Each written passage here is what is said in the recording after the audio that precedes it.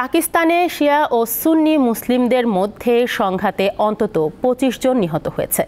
স্থানীয় গণমাধ্যম জানিয়েছে, আফগানিস্তান সীমান্তের কাছে উত্তর পশ্চিমাঞ্চলীয় খুররাম জেলায় ৫ দিন আগে একটি জমি নিয়ে বিরোধের শুরু।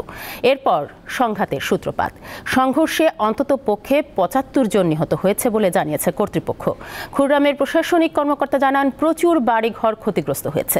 সরকার এই সংঘর্ষ বন্ধের চেষ্টা করলেও লাভ হয়নি বলেও জানায় কর্তৃপক্ষ। সাম্প্রতিক বছরগুলোতে খুররামে শিয়া ও সুন্নিদের মধ্যে একাধিক সংঘর্ষ হয়েছে। পাকিস্তান সুন্নি প্রধান দেশ, দেশটিতে মোট জনসংখ্যার মাত্র ১৫% শিয়া মুসলিম।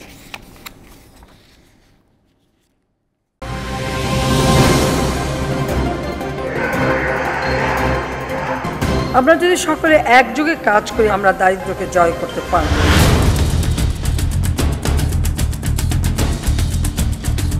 গলি থেকে রাজপথ, দেশ থেকে বিদেশ, শুধু ফুটবল কিংবা ক্রিকেট নয়, সংবাদ ও সংবাদের বিশ্লেষণ। দীপ্ত সংবাদ, সকাল ১০টা, দুপুর ১২টা, বিকাল ৩টা, বিকাল ৫টা, সন্ধ্যা ৬টা ৫০ মিনিট এবং রাত ১১টায়।